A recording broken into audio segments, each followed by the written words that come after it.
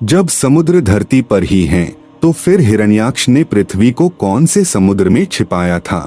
क्या वेदों में लिखा भगवान श्री हरि विष्णु की वराह अवतार की कथा एक मनग्रंथ कहानी है? क्या वेद झूठ बोलते हैं? आखिरकार भगवान वराह अवतार में पृथ्वी को किस समुद्र से निकाले थे? ये सभी आशंकाएं मन में चलती रहती हैं। अगर आप भी ऐसे भ्रम में फंसे हुए हैं तो इस वीडियो को अंत तक जरूर देखें। आपके सारे सवालों का जवाब इस वीडियो से मिल जाएंगे।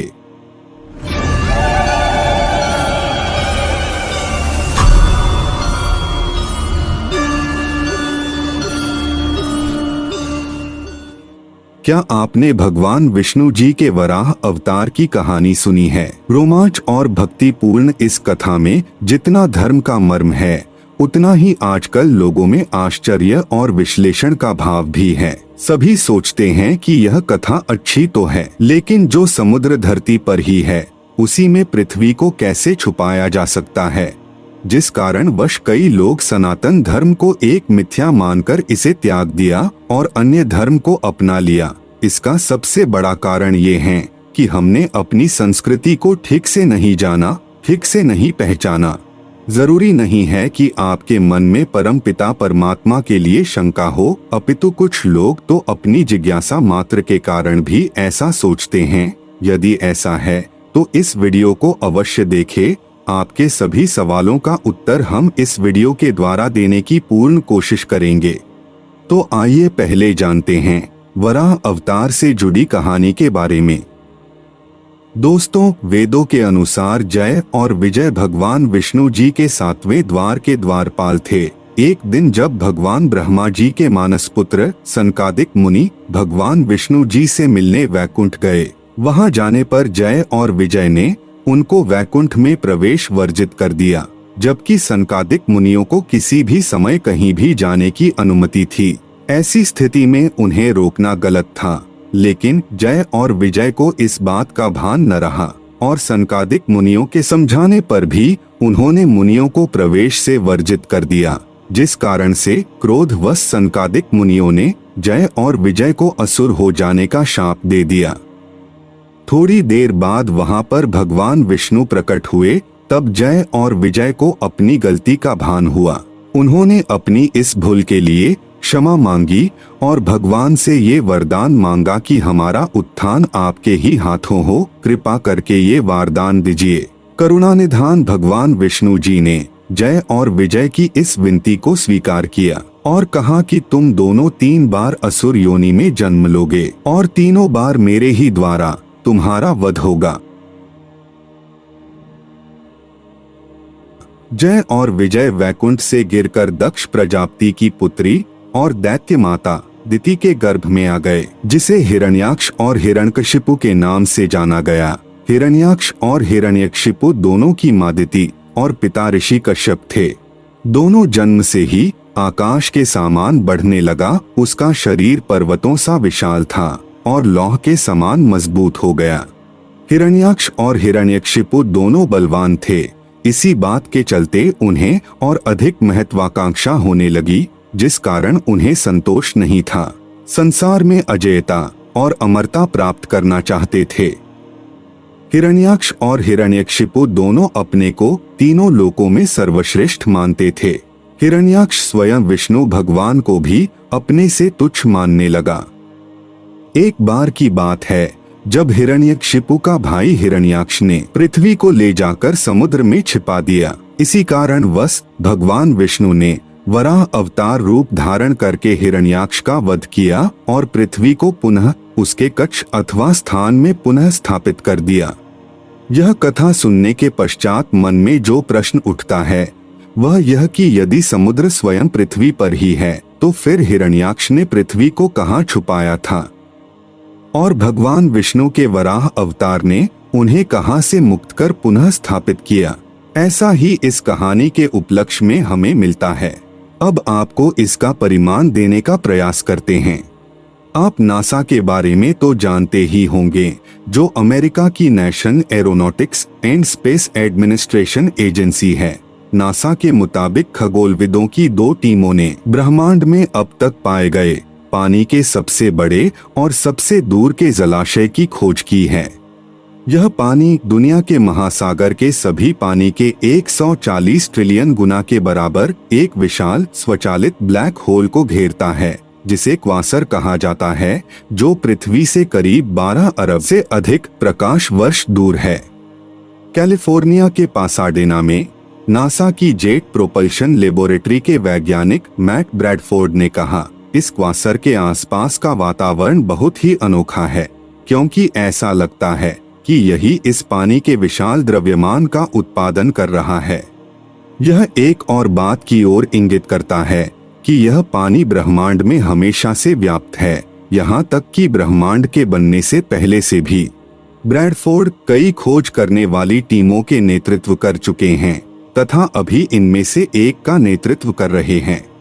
उनकी टीम का शोध नासा द्वारा आंशिक रूप से वित्त पोषित है और एस्ट्रोफिजिकल जर्नल लेटर्स में दिखाई देता है। उस जलाशय का पानी हमारी पृथ्वी के समुद्र के 140 खरब गुना पानी के बराबर है, जो 12 बिलियन से अधिक प्रकाश वर्ष दूर है। जाहिर सी बात है कि उस राक्षस ने पृथ्वी को इसी जलाशय में छुपाया होगा। इसे आप भवसागर भी कह सकते हैं, क्योंकि हिंदू शास्त्र में भवसागर जो वर्णन किया गया है वह कुछ इसी प्रकार है। भवसागर एक ब्रह्मांडीय महासागर या खगोलीय नदी के रूप में समझा जा सकता है। यह कई संस्कृतियों और सभ्यताओं की पौराणिक कथाओं में पाई जाने वाली पौराणिक आकृति है। अंत में मैं इतना ही कहना चाहूँगा कि सनातन धर्म एक ऐसा धर्म है जिसका मूल किसी को भी ज्ञात नहीं, और जो इस ब्रह्मांड के रचयिता है, जिनकी इच्छा से ब्रह्मांड चलता है, उनकी शक्तियों की थाह लगाना एक तुच्छ मनुष्य के बल और बुद्धि की बात नहीं है। अगर आपको यह जानकारी अच्छी लगी हो तो वीडियो को लाइक जरूर करें और इसी तरह का वीडियो देखने के लिए हमारे चैनल से जरूर जुड़े।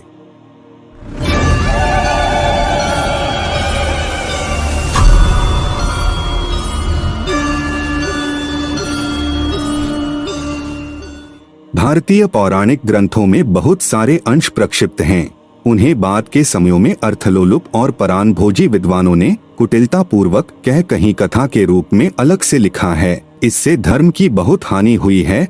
आधुनिक विद्वानों का ये कर्तव्य है कि वे धार्मिक ग्रंथों में आई उन विसंगतियों को दूर करें जिनसे भ्रम या भ्रांति की स्थिति बनती है। धर्मांध आक्रमणकारियों ने मध्ययुग में अत्यधिक मात्रा में प्राचीन भारतीय ग्रंथों को अग्नि में भस्मसात कर दिया, जिनमें बहुमूल्य जानकारियां थी। फिर भी तत्कालीन कुछ विद्वानों के अतुलनीय बलिदानों से कई सारे ग्रंथ सुरक्षित रह गए, जिनमें बौद्ध और जैन धर्म के ग्रंथ भी थे।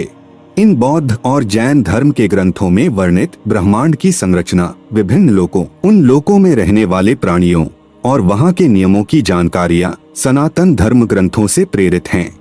उन्हीं में से एक है विष्णु पुराण। विष्णु पुराण के अनुसार 3 लोकों और भुवनों की संख्या 14 है। इनमें से 7 लोकों को ऊर्ध्वलोक व 7 को अधोलोक कहा गया है। नमस्कार दोस्तों, आप सभी का फिर एक बार दैविक शक्तियाँ चैनल पर स्वागत है। हमारे चैनल से जुड़े रहने के लिए आप सभी को बहुत बहुत धन्यवाद। दोस्तों, आज हम आपको विष्णु पुराण में वर्णित 3 लोकों और 14 भुवनों के बारे में बताने वाले हैं।